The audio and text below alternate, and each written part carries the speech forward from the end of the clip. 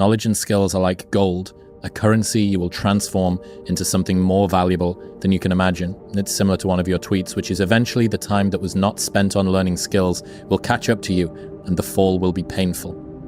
Well,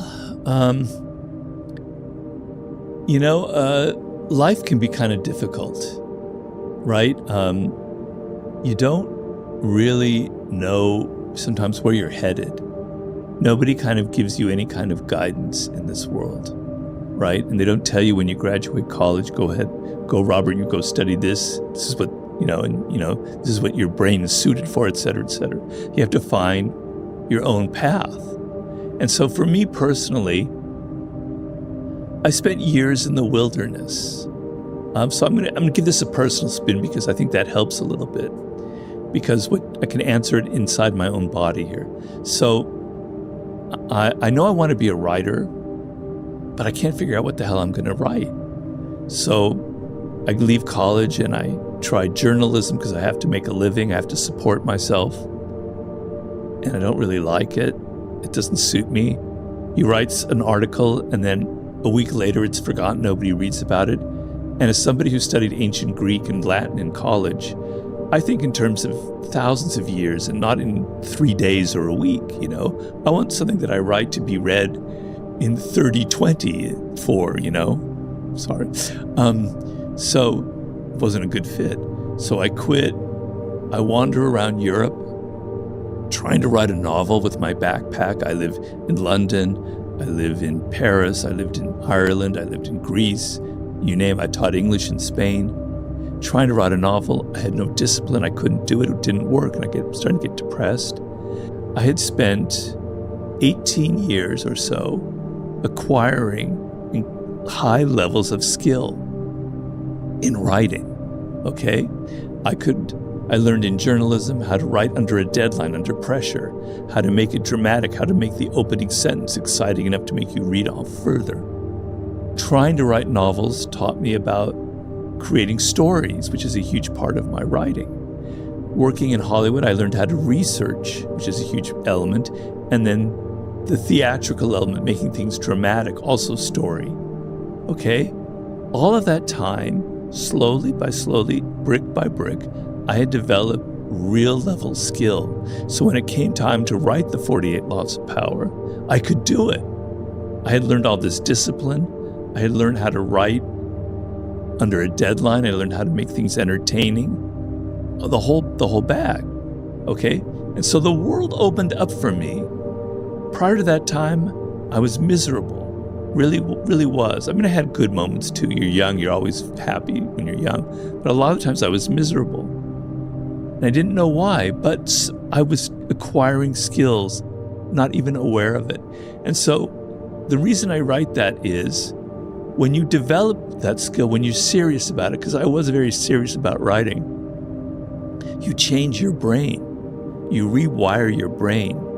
It's like, and this is a remarkable power of the human brain that people don't realize. Something I'm also writing in my new book. This one writer, his name is Schwartz, I believe. He's a UCLA neuroscientist. He wanted to help people who had OCD, right? Obsessive compulsive disorder. And usually it's drugs and it's talking therapy. He wanted to find out something more effective. And he found that through certain strategies that he developed, that they could use in their life, that they would get over their disorder. And the point isn't what the strategies were. The point was he did brain scans. And through the strategies that he gave them to do, which I can't remember right now, the brain scans show that they changed the brain. And his point was, through thinking, through developing skills, you literally change matter, you change your brain. So something non-material like thoughts can literally change material things like the wiring of your brain.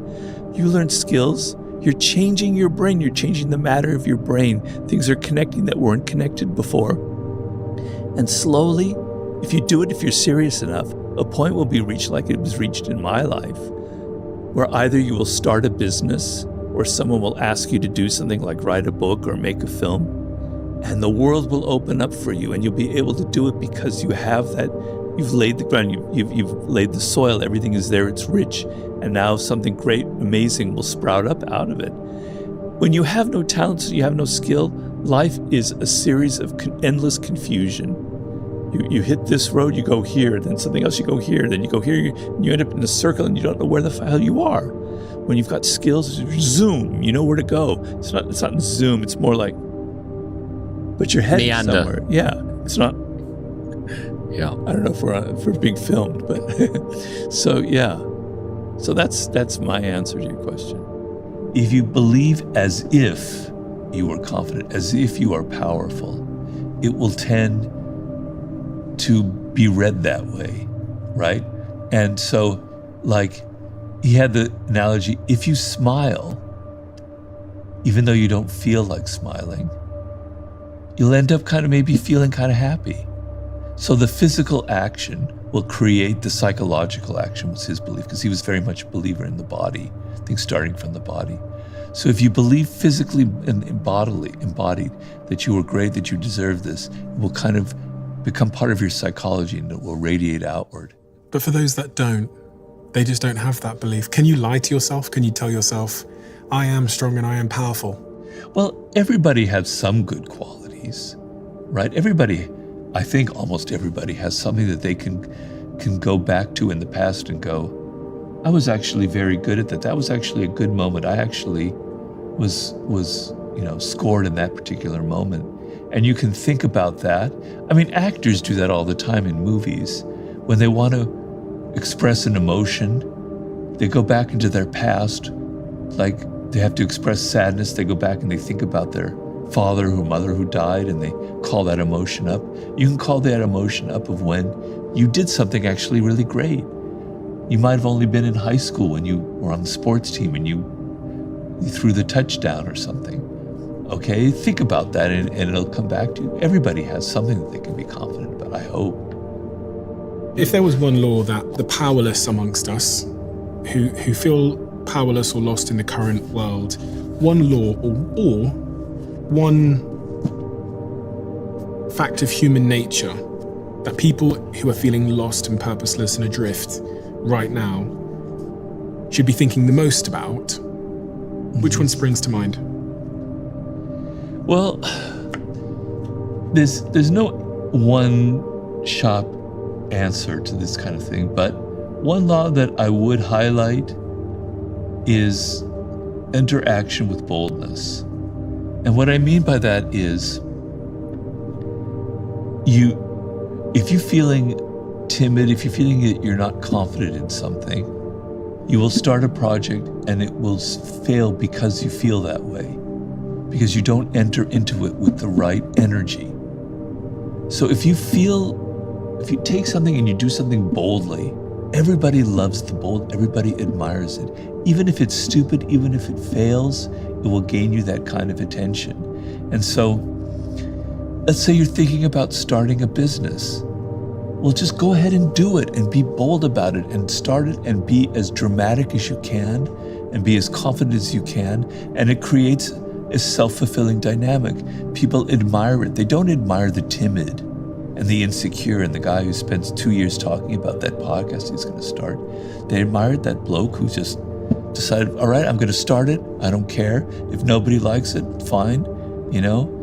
I remember this guy who interviewed me once. He had a magazine called Bad Ideas, and it was a really successful magazine in like the early 2000s. And I said, where'd you get that idea? And he said, my mother told me that to start that magazine was a really bad idea, right? So I thought I'd put the title there, and that would be the title of it. And I just went ahead and started it. And it was very successful because it was a great marketing gimmick, and it also worked, and it was actually full of bad ideas of the thing, but in a very interesting way.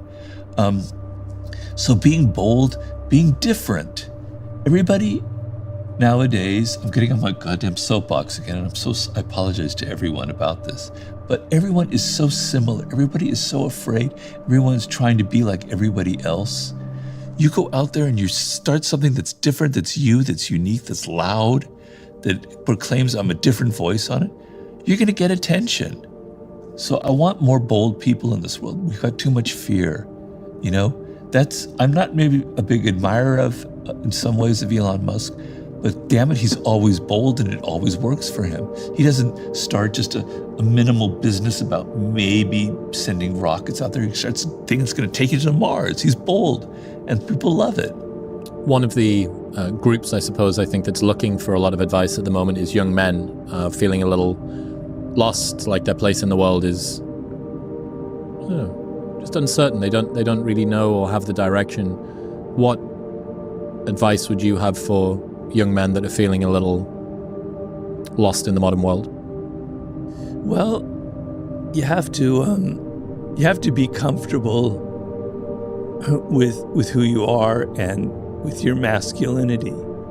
So the word masculine has now got like this negative connotation around it, which is terrible because you're a young man. It's not every young man. Some men don't feel this way.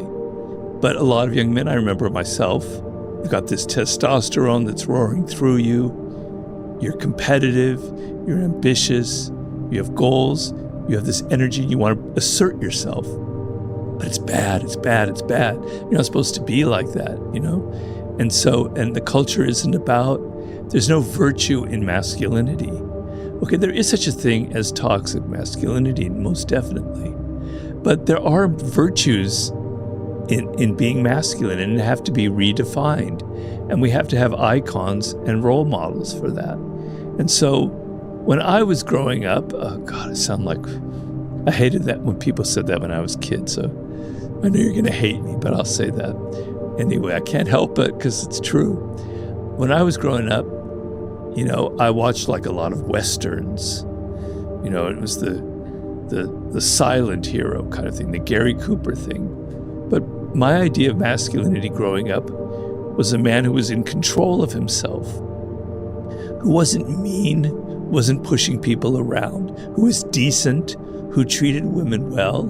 So treating women well is a masculine virtue, is a good thing. It comes from a position of strength. You're not insecure about your masculinity.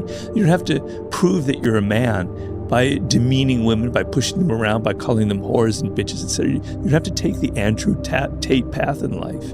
You can respect women, and respecting them is a sign of your strength, is a sign of being secure in your masculinity. You don't need to put other people down to make yourself feel better. Okay, so we have to redefine these qualities, but there are no icons like out there. You either have the Andrew Tates out there, or you have these wimpy men who are just so afraid of being masculine. Okay,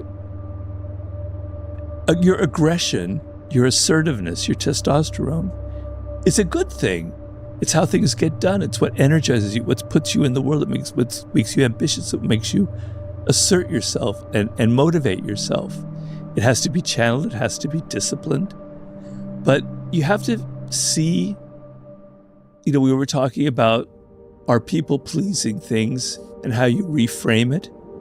You have to see who you are and see the virtue in it and see the power in that. And it's a cultural problem because men are very confused.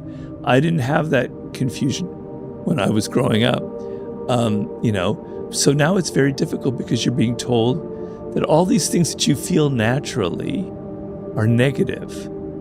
They're only negative if you can't control them. So self-control is a very masculine quality.